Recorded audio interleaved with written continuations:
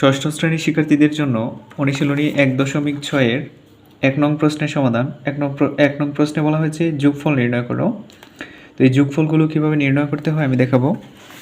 এখানে প্রথম যে যোগটি রয়েছে এটি হচ্ছে 0.325 যোগ 2.368 যোগ 1.2 যোগ 0.29। তো এটির ক্ষেত্রে আমরা উপর নিচে সাজিয়েও করতে পারি, আবার পাশাপাশিও করতে পারি। তো উপর নিচে সাজিয়ে করলে সবচেয়ে সহজ হয়। তো এই ক্ষেত্রে আমরা প্রত্যেকটি সংখ্যাকে উপর নিচে লিখে নিব। এই ক্ষেত্রে আমাদের যেটি মাথায় রাখতে হবে সেটি হচ্ছে দশমিকের নিচে যেন দশমিক হয়, এবং দশমিকের ডান দিকের যে অঙ্কগুলো আছে দশমিকের পাশের অঙ্কগুলো যেন একটির নিচে আরেকটি হয়, এভাবে সোজা করে সাজিয়ে নিব। তারপর আমরা যোগ করে দিব। এখানে প্রথমে এককের স্থান থেকে যোগ করতে হবে, এই দিক থেকে ডান দিক থেকে। তো এখানে রয়েছে 5 এবং এখানে 8 আর 5-এ প্রথমে যোগ করব। 8 5 হয় 13, এখানে আর সংখ্যা নেই, 13 হবে 3, হাতে থাকলো আমাদের 1। তারপর এই 1 এখন এখানে যোগ করে দিব। 1 আর 2 হবে 3, 3 আর 6 হবে 9, 9 আর এখানে রয়েছে 9, 9 আর 9 হয় 18, 18 হবে 8, হাতে রইল আবার আমাদের 1, হাতের 1 এবার এখানে যোগ করে দিব। 2 আর হাতের 1 হবে 3, 3 আর এখানে 2 হবে 5, 5 আর 3 হবে 8, 8 আর এখানে 3 হবে 9 10 11, 11 হবে 1, হাতে রইল আবারও 1। ওই হাতের একটি আমরা দশমিকের বাম দিকের যে সংখ্যাগুলোর যোগফল হবে এগুলোর সঙ্গে যোগ করে দিব। তো এখানে যে দশমিক রয়েছে এবার দশমিকটি উঠিয়ে দিব।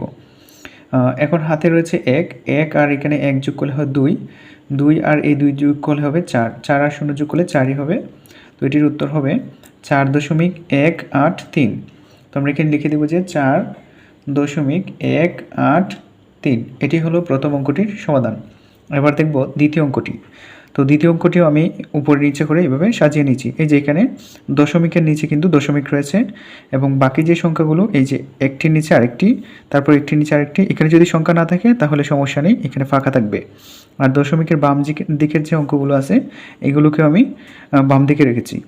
তো আমরা ডান দিক থেকে আবারও শুরু করব। এখানে রয়েছে 5 এবং এখানে 1, 5 আর 1 হবে এখানে হবে 6, হাতে কিছু নেই তাই এখানে 0 আর 1 হবে 0, 1 আর 0 আর 1 হবে 1, আর এখানে 1 একই থাকবে, তো এখানে বসবে 1।